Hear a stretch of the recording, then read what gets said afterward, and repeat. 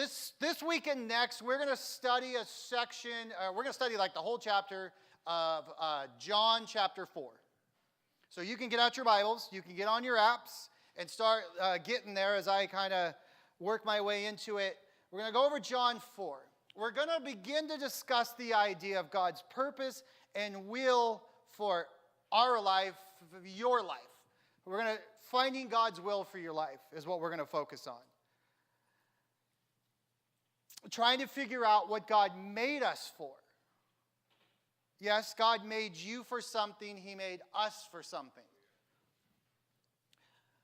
I've heard this set of scriptures probably 4 times in the last 2 months. I have a unique desire. I don't listen to music a lot. I listen to a lot of preaching. I probably listen to 10 to 12 messages a week.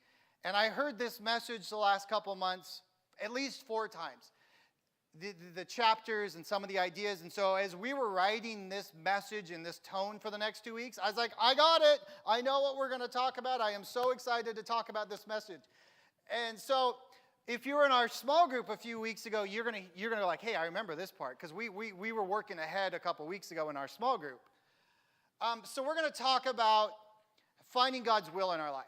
God has a purpose for our life. And I know when we say that, a lot of people go, yeah, I have been trying to figure that out my entire life. It's a really hard question to answer. It reminds me of playing trick question with your family. Does anybody play trick question with their wife or their husband, their spouse? It's just me? Okay, so I don't know why I'm playing this game, but Charity and I often play trick question, which is she asks me a question. I give an answer, thinking I am like, because I'm a good guy, I love her a lot, I'm thinking of her, I want to give her the answer she wants to hear. And I will respond, where do you want to go to dinner? Well, let's go, if you know Charity, Chick-fil-A. That's not what I want tonight. You should have known I want pizza. I'm sorry, I should have chose pizza. Well, now it doesn't matter because you didn't know what I wanted. Or like the other night, Friday night, where we're here and we're coming back in the morning and she goes, should I take my computer home? Yeah, you should take your computer home because you don't need it in the morning, and tomorrow night you can work on anything, you won't forget it. No, I have to work on it in the morning. If I take it home, what if I forget it? Then leave it here. I didn't know that was the answer. Now, she's not in the room at the moment because she's dealing with something, but she knows I was going to say that. Thomas is like the most inquisitive little guy you'll ever meet, but he doesn't really care about the answer. He just likes to ask the question. So whatever your answer is, there's no real answer. You just have to keep making up more answers. So I call it trick question, and I know sometimes with our will and purpose, it feels that way, right? Like, God, you made me for this. Not exactly. What about this? No, not really. What is the answer? Oh, you're going to figure it out. And we feel like we're playing this game. But in John 4, Jesus gives us some clues into our answers to our purpose. Now, I'm going to talk through most of John 4, because if we had to sit here and listen to me read 31 verses, we'd be here till tomorrow, and that's not entertaining, so I can talk through it a lot faster.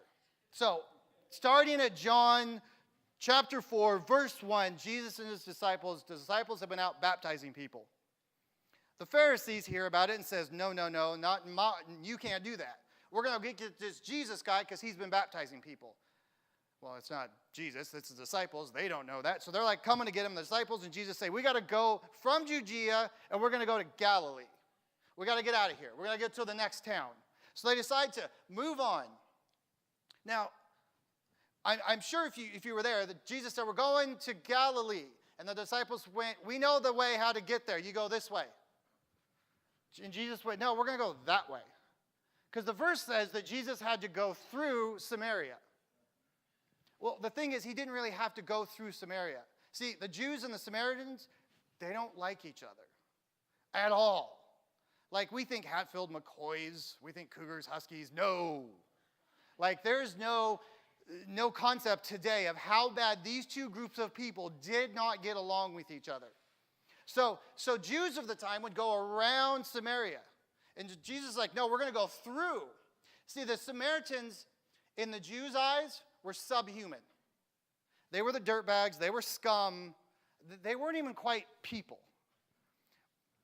It sounds really bad, Aaron. It's just the Bible. Everything's good. No, They were taught, do not talk to, look at, be around, deal with, business, any of the Samaritans. Old Testament, the invaders come in from the east. They take the Jewish nation. The way they conquered was they killed the men and women, and they take the best and brightest, and they'd ship them back to their homeland, and they left behind some stragglers.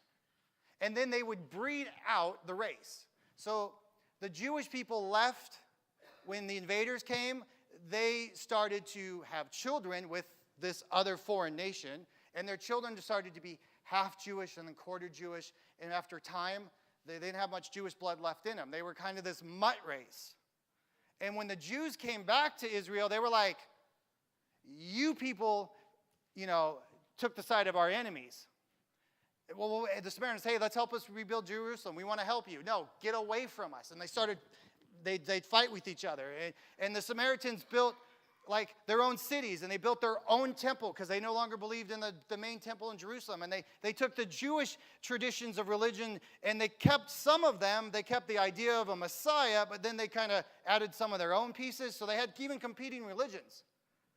So there's these two sides, and they don't like each other. You go around them to avoid them because you don't want to be anywhere near them. They were taught by their rabbis to have nothing to do with a Samaritan. If he makes the food, don't eat it. If he made the product, don't use it. So Jesus' journey to Galilee didn't have to go through Samaria. He could take the other routes. From Judah through Samaria to Galilee would take about 3 days. The Jewish route took 6 days because they had to go around into the mountains, out in the desert, cross the rivers. It was really hard, but that's how bad they wanted to avoid people. You ever gotten GPS directions and were like, I'm not following these into that neighborhood, and you take a longer route around? I remember being a kid saying that, and then now I live in that neighborhood. So they finally go through Samaria. They get into the land, and they stop outside the city, and Jesus is like, I'm tired. I need a rest. The Bible says they went off to get food. The disciples did. They had to go then into a Samaritan city to get food. That was probably embarrassing for them because here they are, scum of the earth. Can we get something to eat? Jesus sits at the well. And we probably all, if you've been around church, you've heard the story of Jesus at the well and the woman, right? Jesus sits there. It's noon, the Bible says. Why is that important? Because how hot is it in the desert? It's really hot. When's it the hottest? At noon. So if you're going to get water, when do you get water? In the morning, right? So the tradition is most people would go in the morning. Jesus is sitting there at noon, and here comes a lady. So first off, she's a Samaritan lady. Bad. Don't hold me to this, okay? This isn't mine. She was a woman. It's even worse. So here's how this worked. In the Old Testament, there are very specific honoring scriptures for women. As time went over and the hundreds of years went, the rabbis and the Pharisees of the time started to inject their own opinions and man-made ideas, and they started to tell you that women are men, women, Samaritans. So women are less. In fact, Jewish men of Jesus' time, when he would walk around, he would see that a man would walk with his mother or his wife and would never speak to her in public. He wouldn't speak to his daughters, because you didn't talk to a woman in public. I found this when I was researching. There is believed to be a sect called the Bloody Pharisees that were so into this rule that when they saw a woman coming down the street, they'd close their eyes and they would run into things, and they tend to bleed a lot, so they were the bleeding Pharisees.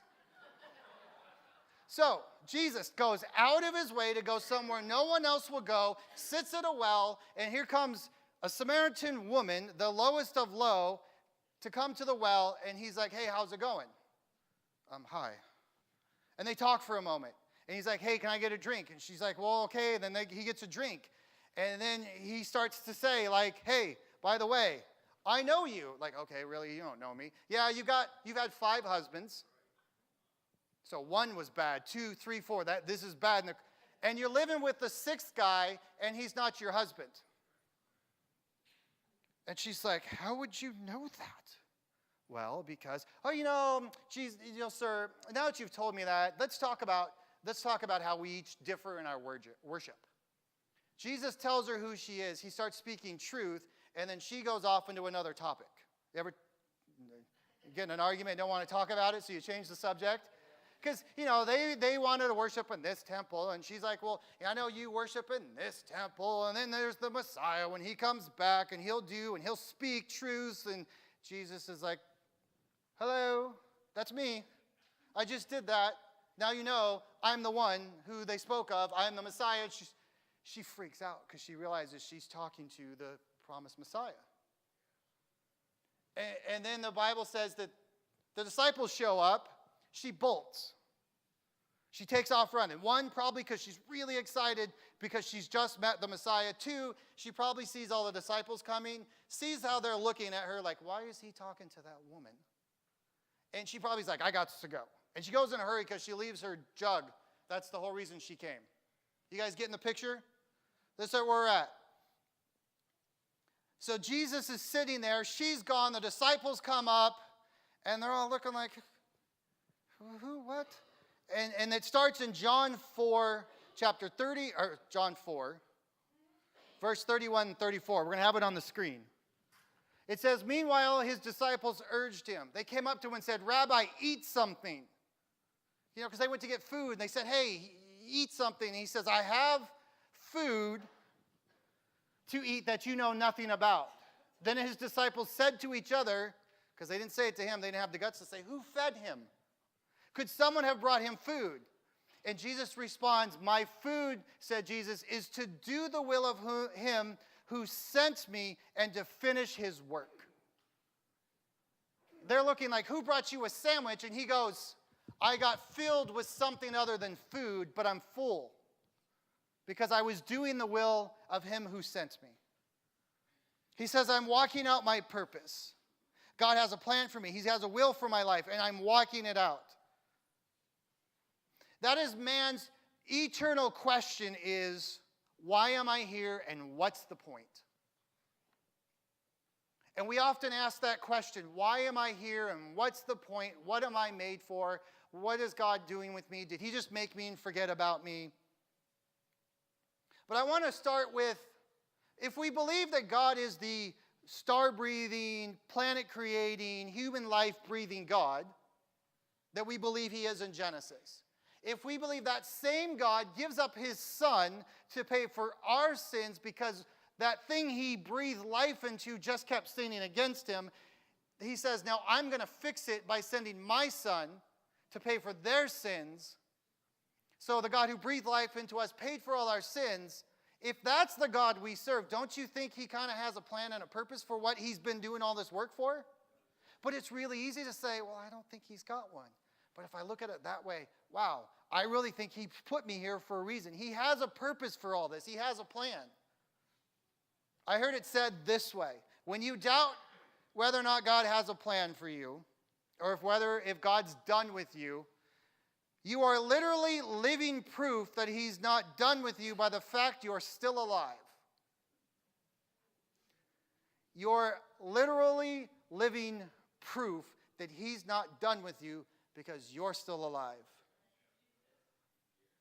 If we believe in this God who did all of this and still has a plan for us, we should be passionate about his purpose he has for us and understand that when we do it, that there'll be a satisfaction with it that we can't find anywhere else. In fact, I believe most people are dealing with their life right now a lifelong sense of frustration because they've always been feeling they're meant for something else, meant for something more, but they've never been able to fully explore it. They've never been able to fully find it. They never go beyond the life that is right in front of them. They never go on beyond the, I live for today, then I live for the today, and I live for today, and soon day to day becomes year to year, becomes decade to decade. And they never understand or feel what it's like to be fully satisfied. I've lived that life for a really long time. 13 years old, youth conference, Holy Spirit moves, knocks me out, shows me a picture, kind of what I'm doing right now, standing in front of a room full of people, telling them about Jesus. I had that moment. At 13 years old, woke up after being on the floor for half an hour. Everybody's like, you okay? I'm like, I'm good, let's go, I'm ready to be a preacher. And then time went on, day went on, a couple weeks, year went on, and everybody's like, hey, Aaron, what do you want to be when you grow up? I want to be a football coach. Hey, Aaron, what do you want to be when you grow up? I want to be a teacher. Hey, Aaron, what are you going to school to be? I'm going to be in political science. I'm going to work in government and politics. Hey, Aaron, what are you doing right now for a job? I work in the grocery business. 1328, 15 years, I got the calling. I never did anything with it. I saw the purpose, but I got stuck in the day-to-day. I was trying, and I had a lot of success in life and a lot of things I did. But I never felt fully satisfied. I always felt like this can't be all there is. There has to be something more. I have to feel better than I do right now. I was doing something I wasn't made for. Like, I love to sing. I love to do worship music. I can't sing very well. I'm not very good. I'm never going to win The Voice. I'm never going to win, well, I can't now because it's not on the air, American Idol. I'm not up for that. In fact, there is a standing order. If I don't turn off my mic when I start to sing, they need to turn off the mic because none of you need to hear it. But in the car, I'm really loud. There's things I want to do I'm not gifted to. I wanted to be a quarterback when I was a child. I was going to be in the NFL and play quarterback. I played it in junior high, and it was really awkward when there was a 5'7", 205-pound little kid running around trying to play quarterback. Nobody could tell where the offensive line was because I was bigger than them. Now I'm 5'9", I'm stocky, I am slow, and there is no way I could have been an NFL quarterback. I wasn't built for it. Like Russell's my height, but he's a lot faster than I am. So I had to start saying, I'm only built for certain things. My gifts and my talents were giving me a clue what my will that God had for my life is. See, I have a desire to talk to people. This is the pinnacle of my week right here. I spend almost every moment of my week preparing for this moment, whether I'm brushing my teeth, eating food, playing video games, talking to my wife, watching TV show, whatever. I'm always thinking about this moment. I love to entertain people. I love to engage. I love to hear people laugh. I love to present ideas uniquely to people and them go, wow, I never thought about it that way. That's my giftings. So whatever I'm gifted with, the key to it is I have to use it on purpose, for my purpose. Your gifts and your talents give you a hint to what God has made you for.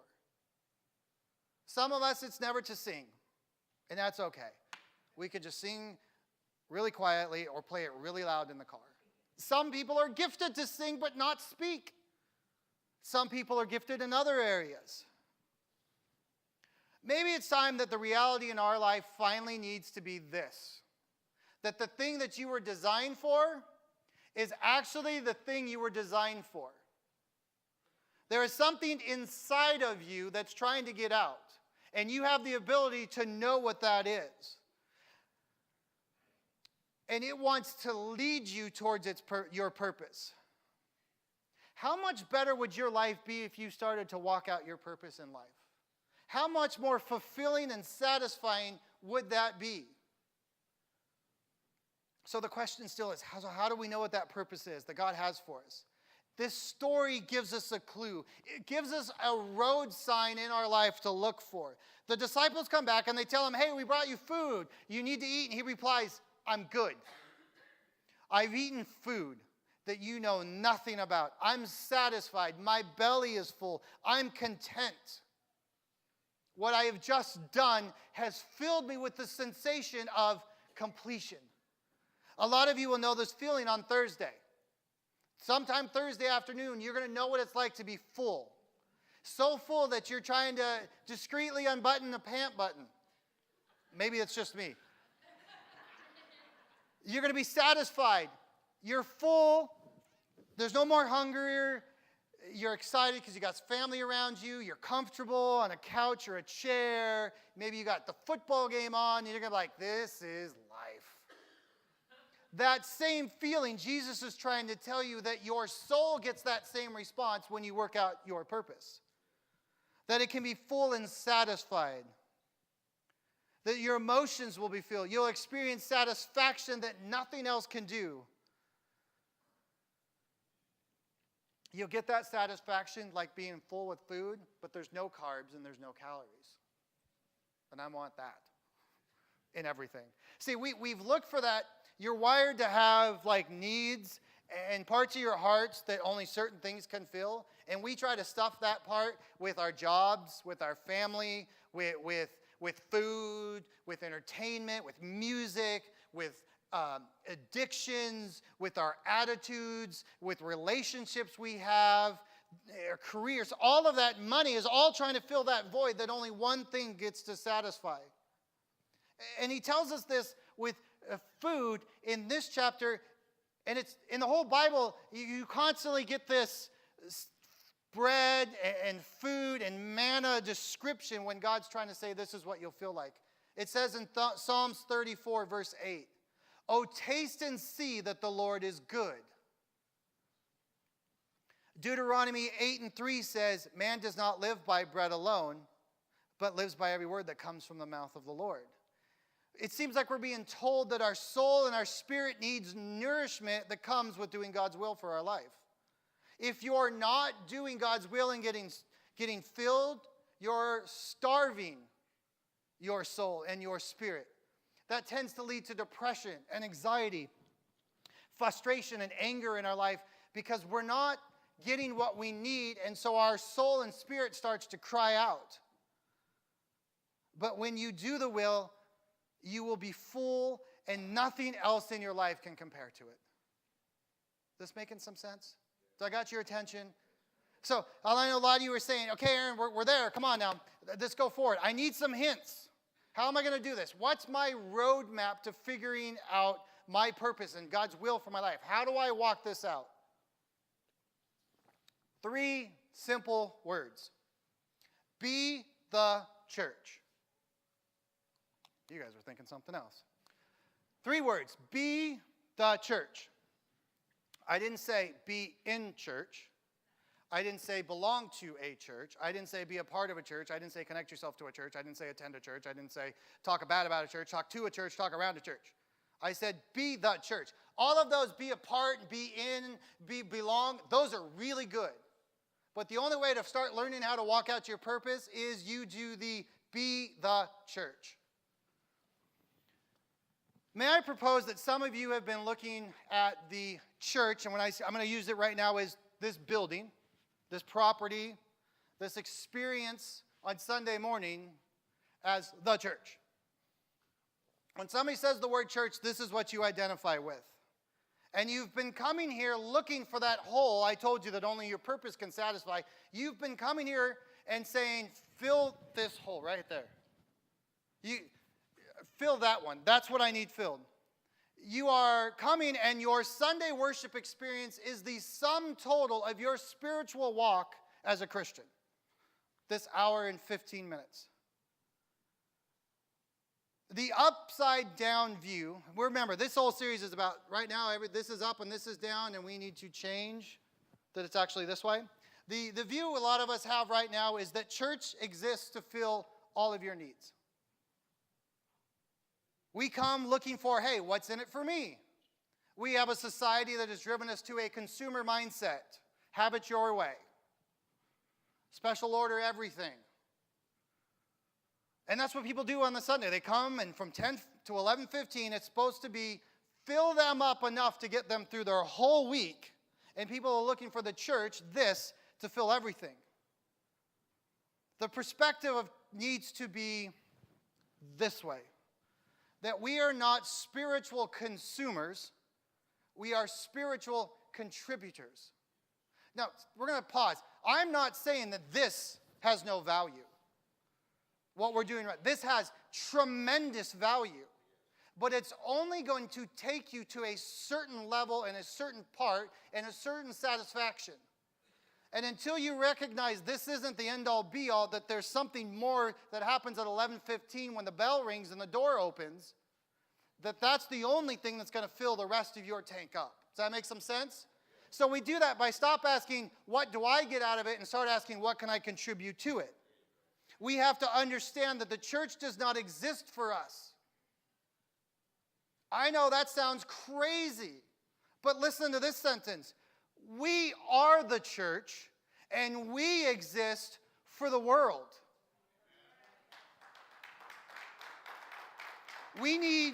What we need is fulfilled as we be the church and exist for the world.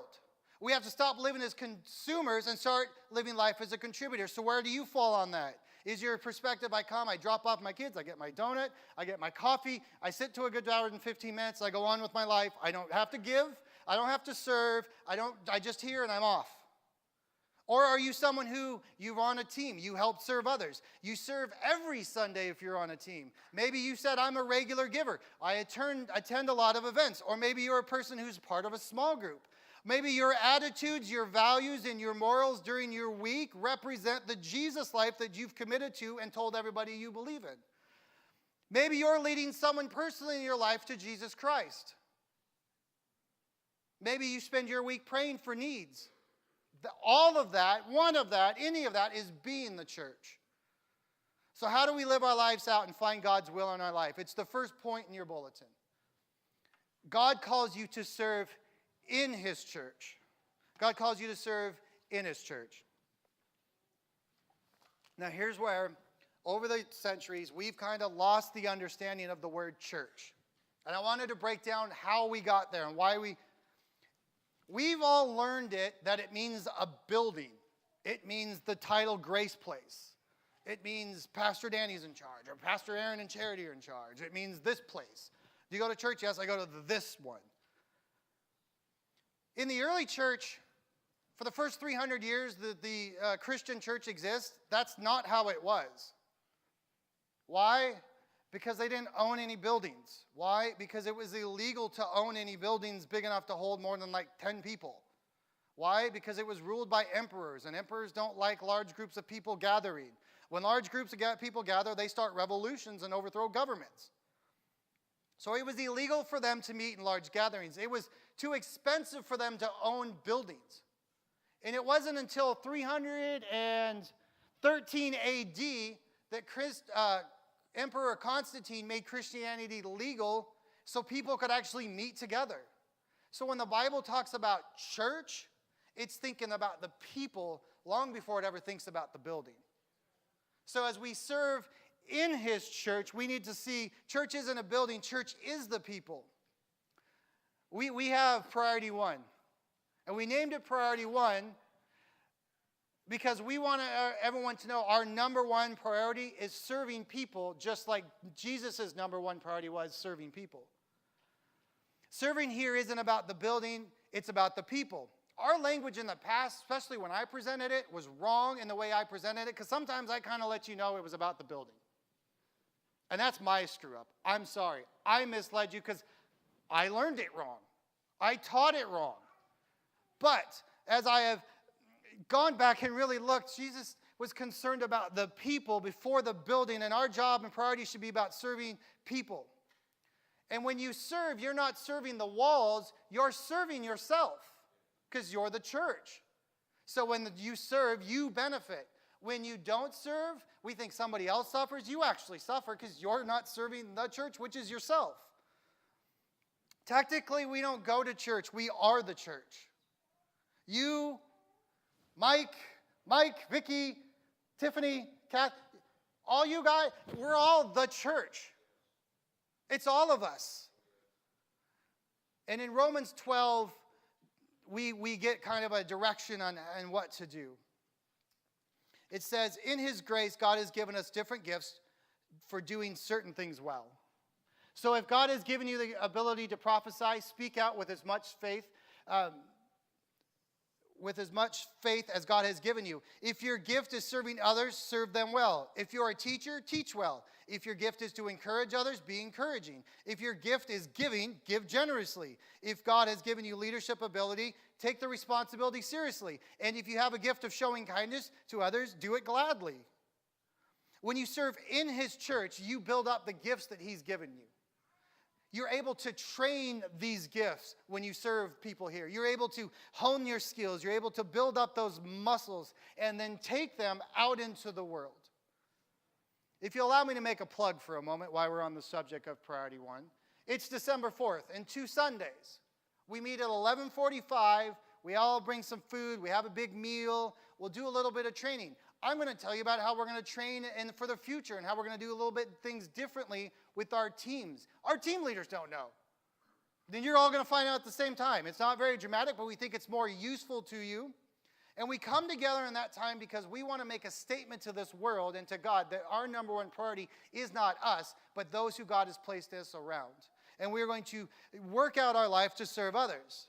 And we can't be the global church if we don't have you as part of it. And you can't do you if you're not part of what we're doing. We both will suffer if you're not there. So we need you involved in not one, but maybe 2 teams. We have all kinds of teams and opportunities for you to serve. We have the welcome team, the guys in the parking lot, the greeters and the ushers teams. We need help there. The people who make the coffee and put out the pastries and give you a warm smile. We need help there. We need help in the sound and the media team. We need help in the kids department. You've been watching the news, right? You've all said, these stupid bunch of kids, right? Look what they're doing. Look what the world's coming into. We can't fix the next generation if we don't start teaching the next generation. And so we need help in the children's department. Even if you don't know what to do, we will tell you what to do. It's very simple, but we need people who are passionate about reaching the next generation. We have a prayer team that meets from 9:30 to 9:55 on Sunday and prayers for this service. They pray for all of you. They pray for all your needs. They pray for the church globally. They pray for me so I don't say anything stupid. They pray for charity. They pray for all of us from 9:30 to 9:55 on a Sunday morning. Find a couple places. Use your gift. Don't wait to be served. Serve. Number 2, God calls you to serve as his church.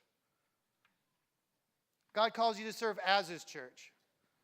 Matthew 5, chapter 5, verse 14 through 16 says, you are the light of the world. Somebody say, I am the light of the world. A town built on a hill cannot be hidden. Neither do people light a lamp and put it under a bowl. Instead, they put it on a stand, and it gives light to everyone in the house. In the same way, let your light shine before others, that they may see your good deeds and glorify your Father in heaven. Be a light.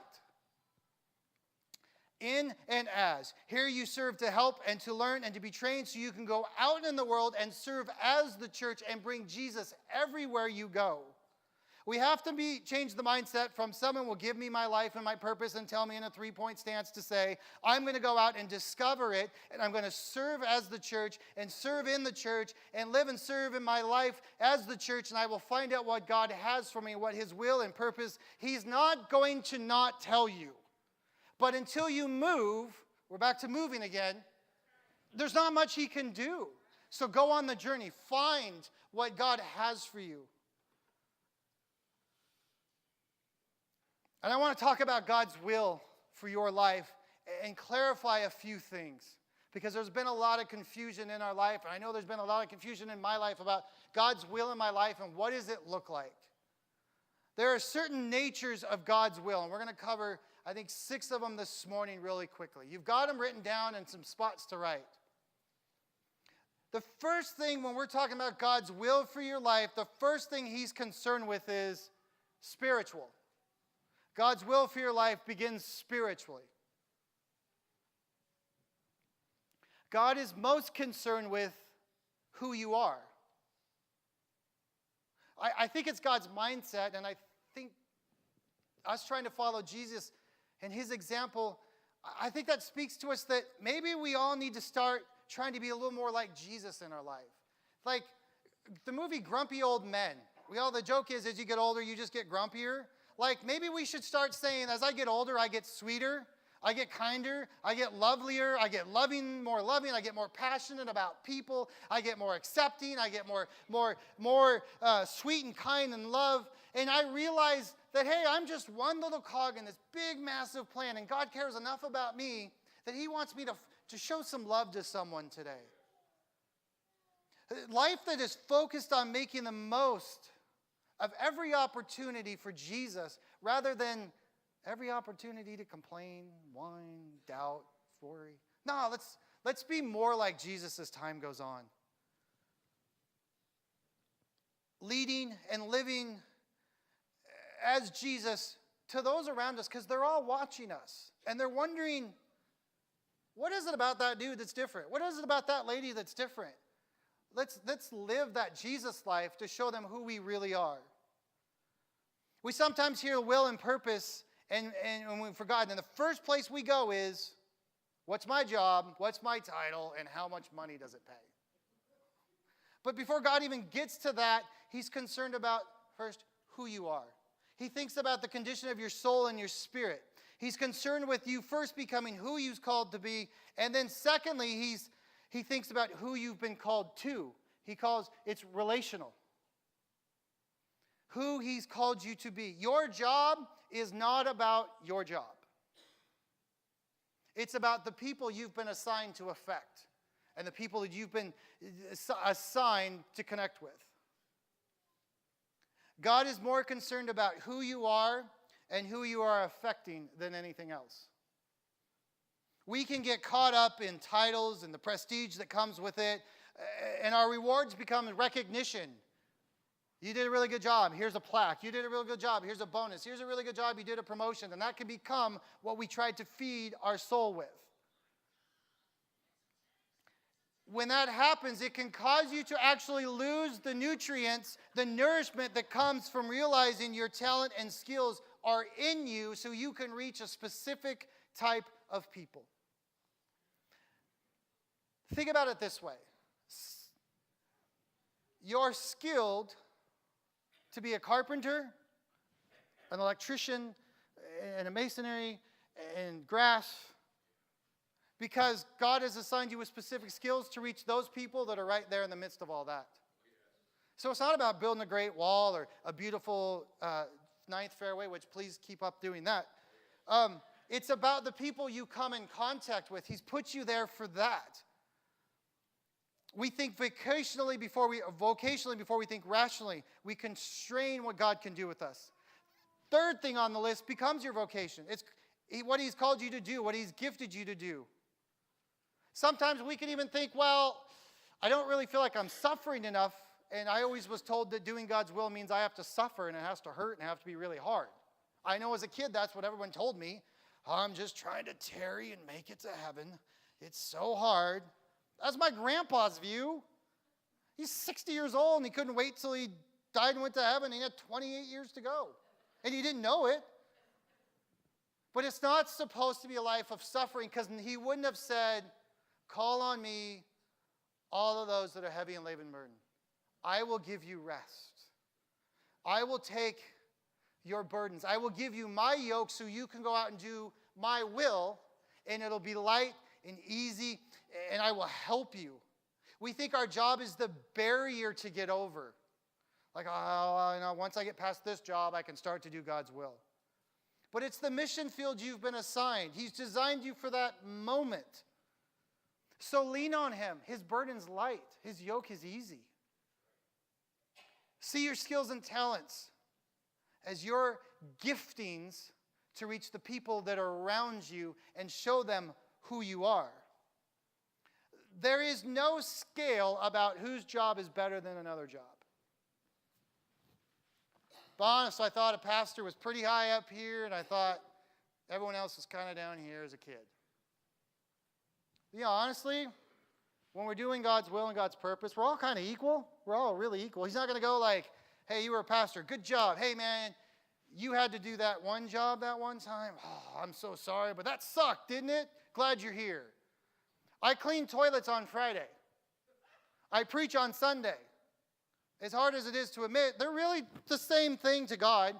I am walking out with the skills and the talents and abilities he's given me to do the will for in my life and the purpose in my life.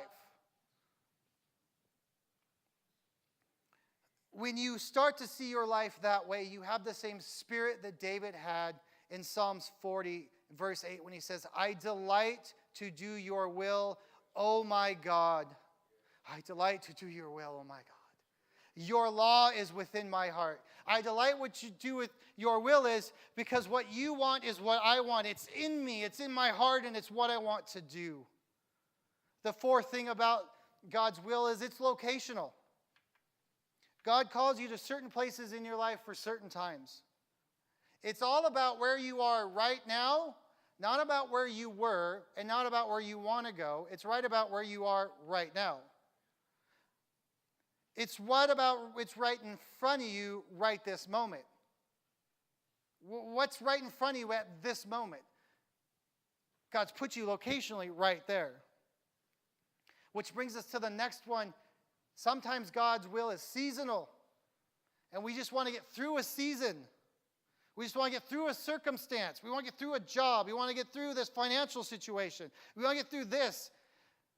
But God moves us from season to season, and He grows us in each one. We've gone through some tough seasons recently as a leadership team, and I really don't want to go through them. I would really like to just move on to the happy-go-lucky, easy-breezy, life is wonderful season. I've learned now, I'm almost 40, that there's really no time in life like that. But as I've gone through this season, I've started to see how God is building my courage. He's building my faith. He's building my need to make sure I keep seeking Him. And I keep looking to Him first. And I keep making sure He's in charge. So experience the season you're in and do the assignment you're assigned to do in this season, because you can't move on to the next one until you do. So in your season, God has a will for you. There may be some easy ones and there's going to be some tough ones, but you're not going alone. And you can do it. Which makes the last part, God's will sometimes can seem really illogical. It makes no sense. The disciples are standing there going, what are you talking about doing God's will? You're the Messiah. You're supposed to be here for us. You're supposed to free the Jewish people. You're supposed to get rid of the Roman nation and free us, and you're wasting your time talking to the Samaritan woman. But He says, no. It's not what you think it is. It's quite better, and it's quite bigger. Sometimes it's not going to look like you want it to. It's not going to take the route you want it to. It's not going to be with the people sometimes you really want it to be. It's not going to be in the right circumstance or the right timing. But what seems illogical to us is in perfect timing, in perfect plan, and in perfect will of Him. Don't always look for the safe route, because that's not always the route He wants you to take. Because when you do the will of God, sometimes you've got to risk everything to achieve everything. You have to be willing to go all in no matter what it looks like. So I'm going to close with this simple thought. This is the take home and think about for you. What's God's will in your life? Think about it this way. It's God's plan for your part in His story. I hope there's some relief in the fact that it's not your story. That you know what? It's His story. And I am playing this one part. And if there's one part for me, that means there has to be a lot of other parts to make this big, grand story, right? So we're not in this alone. We're all in this together. That's why we meet here together during the week.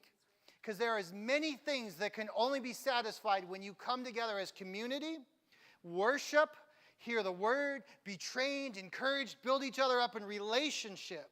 And that'll fill your tank to a level. And then as we go out from here and we work our part in His story, our tank begins to be more filled than it's ever been full. And eventually we're going to be so full we might have to unloose a button and maybe go to a different belt loop. That's the goal. That's what we're here for. Part of what we're going to be doing is continually training you and speaking to you about purpose in your will. Life is supposed to be more than just making it to Friday. I got a case of the Mondays. Oh, it's Tuesday. Hump day, Wednesday. Thursday, it's the day before. Oh, thank God it's Friday. Monday, Wednesday, Thursday, Saturday, any day of the week has an opportunity to walk out God's will in your life. So how much more exciting would your day be when you wake up and say, what can I do for you today, God? What do you have for me to do? I told you earlier, something inside of you knows what you're meant to do. I'm going to speak to it, and Charity's going to speak to it, and we're going to pray with you We're going to pray for you, but there's going to be a lot of discovery when you pray for you. Not here, but in some quiet time during your week. Okay, God, Aaron said it, so I'm going to try it. What is your will for my life? You were built to pray. You were built to speak to God. Don't worry about the wording.